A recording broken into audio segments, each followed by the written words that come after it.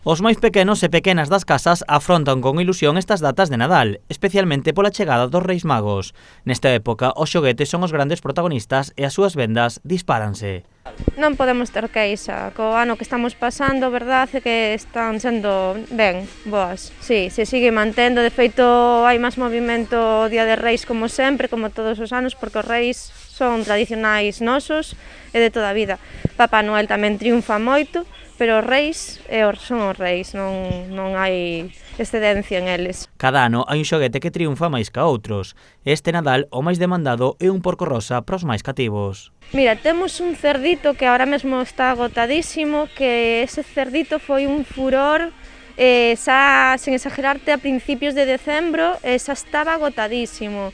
Non sei que lle viron, pero, bueno, é o famoso cerdito este ano. O cerdito rosiña é famoso este ano. Entre os nenos e nenas máis maiores mantéñense os xoguetes máis tradicionais como os Playmobil e os videoxogos. Bueno, os maiores están coas consolas, videoxogos, moitos, e despois as pistolas Nerf siguen triunfando igual.